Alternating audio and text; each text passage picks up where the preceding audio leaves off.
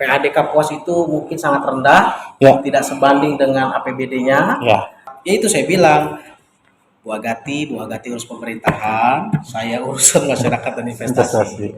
Karena kita harus kolaborasi berdua. Itu menjadi tantangan semua kepala daerah loh. Ya biasanya renggang karena masalah proyek dan sebagainya. Tapi kalau saya nggak main proyek. Oh.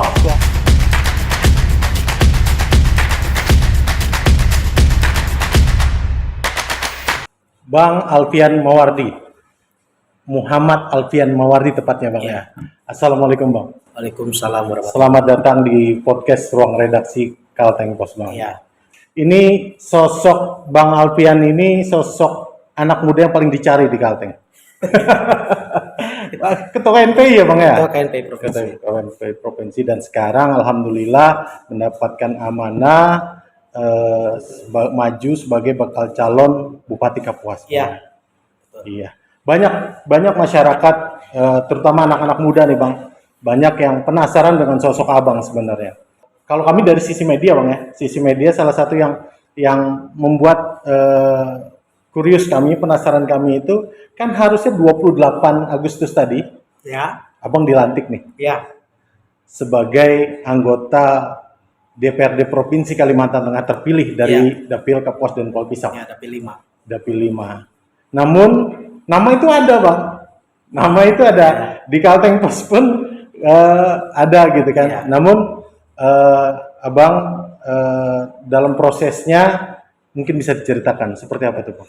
Jadi banyak yang kaget kenapa saya tidak hadir, dan saya kan sebelumnya juga menyatakan mundur dari Partai Demokrasi Indonesia Perjuangan dan anggota DPRD Provinsi Kalimantan Tengah, Dapil 5 saya, dan saya juga pamit itu di medsos agar pendukung saya tahu semua bahwa saya mundur.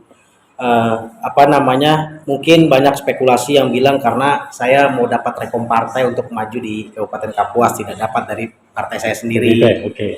Nah, cuma saya perlu jelaskan di sini Bang, saat saya proses mundur itu rekom partai itu belum jelas, dari Gerindra dan sebagainya itu belum ada.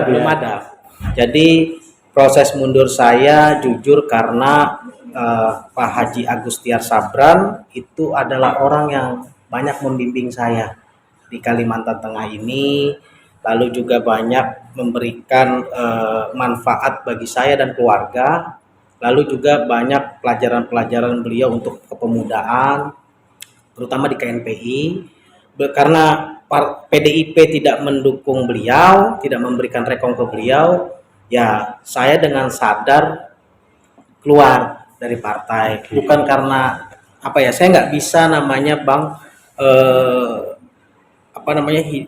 berjalan dua kaki. Saya masih di PDIP tapi saya dukung beliau.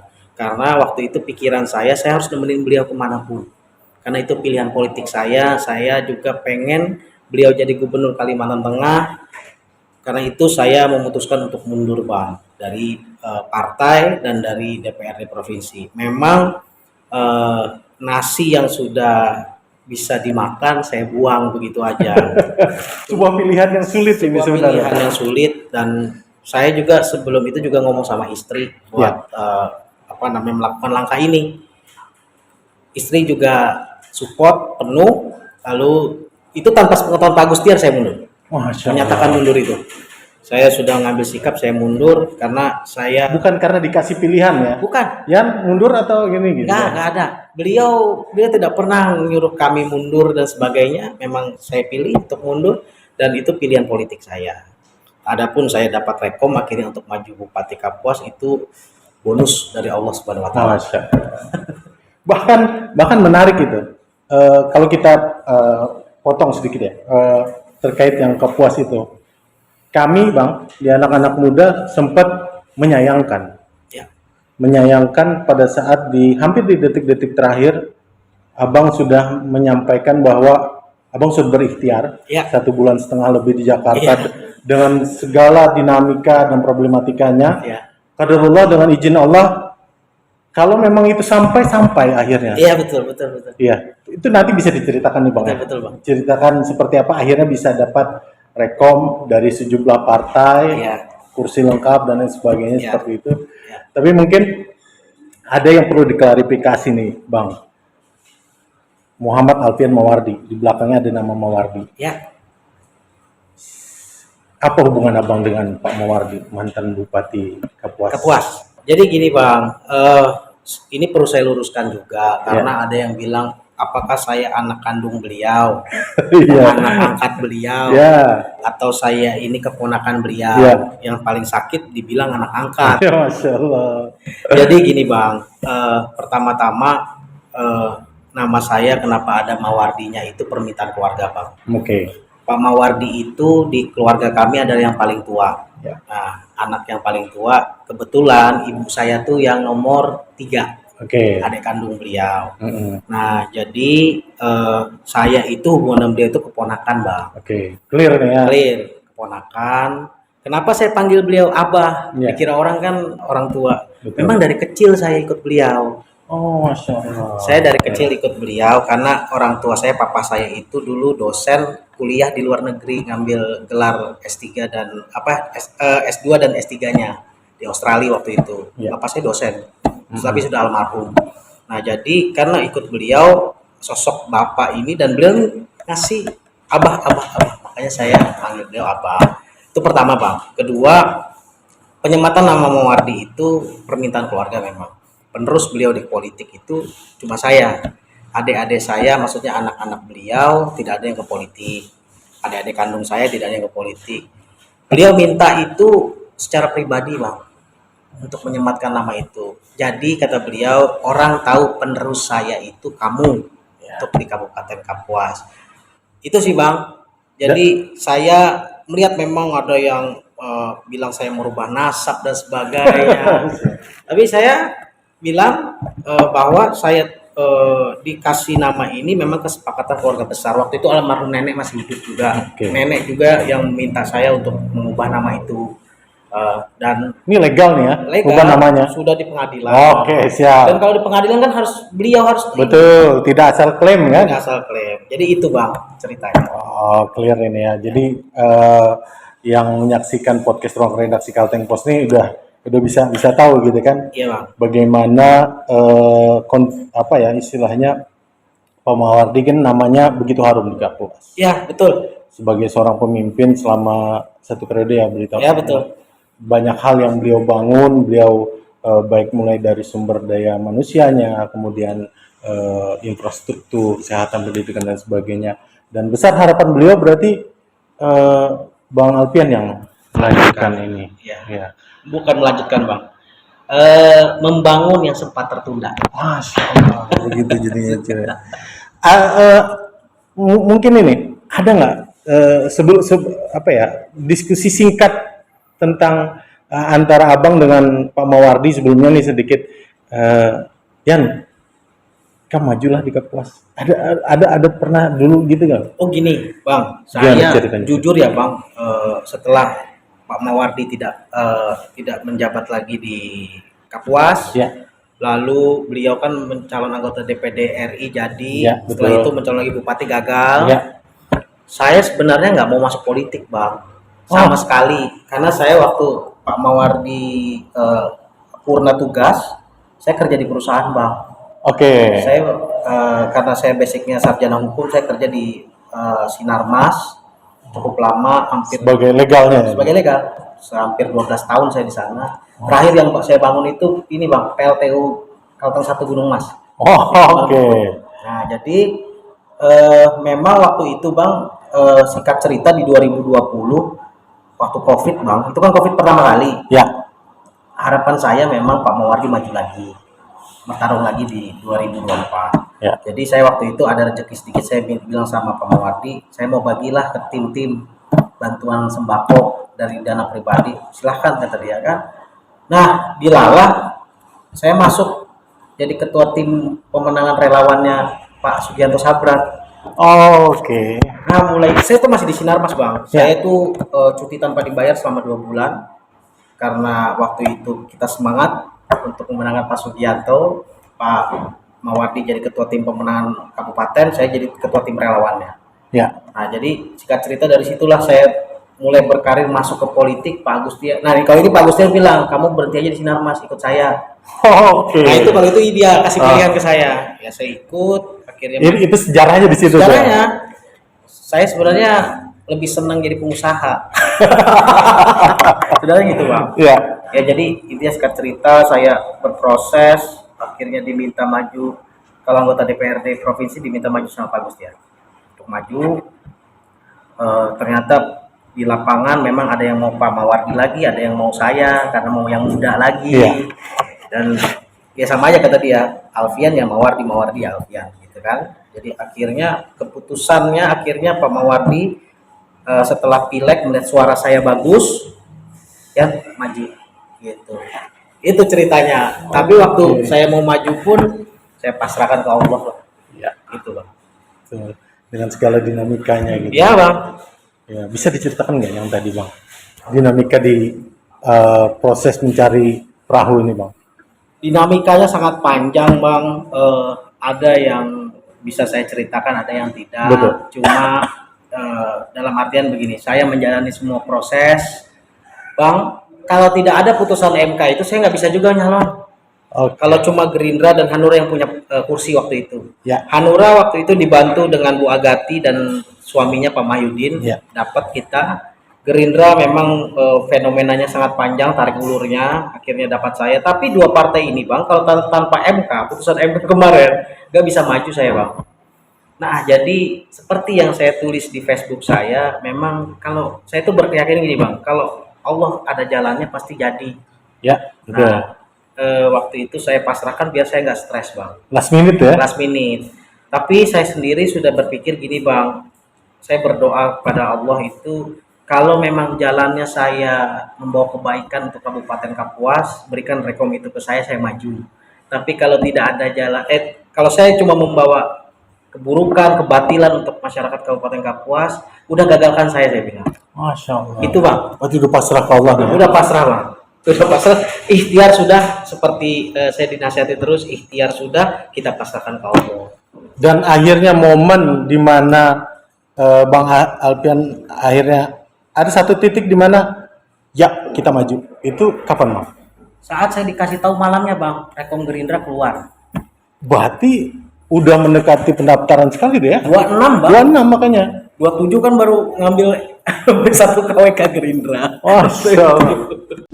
Berarti bakalan banyak nih tantangan yang dihadapin, Bang ya. Ya, Pesaing-pesaing kan ada beberapa ini kan. 5 calon terbanyak. Ini makanya ada Bang Dildo, ya, Yatno, Pak kemudian Yatno. Ayatno. Wah, ini salah satu tantangan tersendiri nih ya. Pak Erlin, incumbent, kemudian Habib Banua. Ini nama-nama besar juga yang istilahnya tentu masing-masing punya strategi, punya visi, punya misi sendiri seperti itu ya. Pertama, paling utama saya harus meningkatkan PAD, Bang. PAD, ini tantangan sendiri ya. Ya, PAD Kapuas itu mungkin sangat rendah, Ya. tidak sebanding dengan APBD-nya. Ya. Nah, bagaimana caranya? Saya dalam 5 tahun ini Batanjung harus operasional. Batanjung itu adalah pusat perekonomian yang harus kita bangun. Nah, itu namanya membangun apa yang tertunda selama 10 tahun lebih zaman Pak Mawardi. Nah, ini Pelabuhan Batanjung ini adalah pusat sentral ekonomi yang harus kita bangun. Bagaimana bukan cuma tertuju di situ, Bang, bagaimana barang-barang Kalteng yang masuk Trisakti harus masuk ke Kabupaten Kapuas. Kedua, bagaimana batu bara yang ada di Buhut, yang di Ngaju itu harus lewat Sungai Kapuas. Itu menambah PAD-nya luar biasa banyaknya, Bang, bagi hasil dan sebagainya. Saya lupa namanya tuh. Kalau di bisnis tuh fee per tonnya berapa untuk daerah. Nah, seperti itu, Bang. Ketiga, Bang, kita pengen masyarakat Kabupaten Kapuas pemudanya itu 1 kakak 1 sarjana, Bang. Wah, Dan kita harus kembangkan itu. Keempat, pabrik pupuk yang sempat tertunda kita akan bangun karena pupuk subsidi itu sangat susah untuk kerasa bagi para petani gitu ya. Itu saya jamin harus dibangun. Pusdanya juga harus berjalan, bagaimana Pusda ini harus bergerak. Makanya Mbak Tanjung jadi itu Pusda harus jadi juga. Bagaimana kayak misalnya tenaga bongkar muat dan sebagainya. Ini kalau bupatinya pengusaha tuh gini ya. Jadi bagaimana orientasinya tuh besar sekali ya ininya Iya, berkembang gitu ya. kalau saya sama Bu Agati Bang sudah berbagi peran. Saya Oke. sudah bilang, Ibu karena Ibu pernah di DPR RI Ya, betul. dan sudah pernah membangun Kapuas juga, Ibu bagian pemerintahan. Oke. Saya bagian investasi, bagaimana saya meningkatkan ekonomi yang ada di Kabupaten Kapuas biar menggeliat Bang. Saya juga mengatakan kepada orang-orang, saya nggak punya keluarga PNS Bang. Jadi PNS itu akan secara profesional kita akan bangun. Tidak ada titipan kanan kiri, tidak ada, saya bilang. Nah itu juga bagaimana saya mau menciptakan setiap tahun ada 50 pengusaha baru yang ada di Kabupaten Kapuas. Termasuk UMKM. UMKM ini saya nggak mau cuma Bang, kita ngasih modal, habis itu tinggal. Karena kalau saya di bidang usaha, yang paling penting itu bukan modal, tapi pangsa pasarnya. Oh iya, Abang Sekjen HIPMI Kalteng, HIPMI Kalteng. provinsi ya. Nah, kalau ini panjang saya mau cerita ininya kan, karena gini Bang, taruhlah Bang mereka jualan keripik. Ya. Bagaimana kita harus komunikasi dengan perusahaan-perusahaan sawit, tambang, bisa nggak keripik ini masuk ke sana? Satu. Betul. Kedua, bagaimana Alfamart Indomaret bisa menampung produksi mereka. Oke. Yang paling yang saya ini nih produksi rotan di sana Bang. Ya. Nah itu kan banyak diambil bukan rotan aja yang anyaman-anyaman itu Bang, kan dari sana purun itu Bang. Ya. Banyak diambil itu ke Banjarmasin, langsung ke Bali. Maksud saya gini, kita bikin pelatihannya barang jadinya di sini baru kita jual. Oke. Itu Bang. Jadi meningkatkan nilai jadinya gitu. Meningkatkan nilai Ah. dan meningkatkan para anak muda ini bingung Bang mau kerja apa. Banyak Bang. Banyak yang DM saya, Pak kita nggak ada kerjaan, mau jadi apa? Gitu, Bang. Atau karena terlalu milih, Bang. Saya rasa bukan terlalu milih tapi tidak ada kesempatan. Kesempatan itu yang akan dibuka nanti oleh Abang bersama Bu Agati gitu ya, Ya, tentunya. ya. Menarik tadi Bang, satu keluarga satu sarjana. Artinya Abang begitu aware sekali tentang peningkatan sumber daya manusia di Iya, Bang. Kabupaten Kapuas. Iya, Bang. Seperti apa Bang? Apakah sejauh ini perkembangannya apa hanya sentralisasi yang berkembang itu di pusat ke ibu kota Kapuasnya aja, atau yang di daerah-daerah misalnya kayak Mentanggai dan lain sebagainya itu masih banyak yang tertinggal? Gini Bang, banyak yang saya pikir gini, banyak yang kakak yang tidak punya tidak punya sarjana di keluarganya. Maksud saya dengan adanya satu kakak satu sarjana dia bisa mengangkat perekonomian keluarganya. Itu salah satunya. Yang kedua, saya pikir dengan kita satu kakak satu sarjana yang kita biayai Bang dari kuliahnya sampai kos-kosannya lulus, tapi perjanjiannya harus balik ke Kapuas. Nah, dengan adanya itu sumber daya manusia kan semakin banyak Bang. Jadi kita bisa berdayakan. Kadang gini Bang, banyak isu berkembang bahwa perusahaan PBS yang ada di Kabupaten Kapuas tidak mau mendayagunakan mereka. Betul. Pengen jadi security dan sebagainya. Nah, kita juga harus berkaca dengan diri kita. Sumber daya manusianya sudah kita siapkan apa belum? Betul. Tapi kalau kita sudah siapkan, kita bisa komunikasi dengan PBS itu pengetahuan saya Bang ya, karena saya bekerja di perusahaan besar, mereka mau Bang Ya. asal tenaganya itu terampil dan Qualified lah ya. qualified. Oke. Banyak nih Bang tantangan. Tadi sudah soal SDM. Juga yang kalau kami dari media yang sering mendengar itu soal kesehatan nih Bang. Ya, Tentunya ini menjadi PR besar kalau Abang diamanahkan nanti sebagai Bupati Kabupaten Kapuas. Karena terutama di daerah-daerah pelosok itu masih tantangan untuk dunia kesehatan ini masih sangat ini. Ada khusus di bidang kesehatan seperti Abang. jadi gini Bang, satu program dari Pak Mawardi dulu akan saya jalankan, saya kembalikan. Jadi yang tidak mampu Bang, kesehatannya gratis, cukup bawa KTP dan surat keterangan tidak mampu. Itu satu. Karena selama saya 4 tahun ini banyak warga Kapuas yang saya bawa ke Provinsi Kalimantan Tengah. Karena dia tidak punya biaya Bang. Nah provinsi kan Pak Gubernur ada program yang kesehatan gratis itu. Ya. Nah, saya pengen seperti itu jadi Kabupaten Kapuas. Oh, jadi sinergi nanti ya? Bukan sinergi, kita Kapuas harus punya juga. Oh, oke. Saya nggak mau, maksudnya sinergi. Bergantung. Bergantung nggak mau. Iya. Apa gunanya saya jadi kepala daerah kalau seperti itu? Mantap. Kedua Bang, zaman Pak Mawardi itu ada namanya ibu melahirkan gratis, tapi bagi yang tidak mampu. Itu juga akan saya kembali canangkan lagi untuk Kabupaten Kapuas. Ketiga Bang, kita pengen di setiap setiap puskesmas itu ada dokter-dokter yang qualified, tidak lagi yang maksud saya bukan cuma dokter umum kalau bisa, dan dokter-dokter spesialis ini kalau bisa harus, misalnya kita kekurangan, kalaupun tidak bisa dia harus muter. Jadi maksud saya berkeadilan Bang. Saya tahu Bang, Sesuai motonya ya? iya. Jadi banyak sekali misalnya yang belum tersambung jalan itu harus pakai klotok dan sebagainya, tuh ibu-ibu hamil dan akhirnya tuh membuang waktu, dan ada melahirkan di klotok Bang, di speed Bang. Ya. Nah itu yang saya tidak mau lagi yang terjadi di zaman saya. Memang tantangannya berat, tetapi saya yakin dengan saya diusung Partai Gerindra yang tanda tangan B1 KWK-nya Presiden terpilih. Woi, mantap. Dan saya berharap juga gubernurnya juga dari Gerindra, jadi kita bisa sinergi dan membangun Kabupaten Kapuas. Masya Allah, luar biasa. Ini dari beberapa unsur nih, pendidikan, kesehatan dan sebagainya. Ada salah satu hal yang terpenting yang juga selalu dipertanyaan masyarakat soal infrastruktur. Oke. Ya, ini tentu sudah menjadi pemikiran serius juga dari tim Abang bersama Bu Agati, bagaimana membangun infrastruktur yang menyokong semua unsur ini tadi, baik ekonomi, baik pendidikan, kesehatan dan sebagainya. Itu seperti apa Bang? Jadi gini Bang, nanti kita ada jangka pendek, jangka menengah, dan jangka panjang.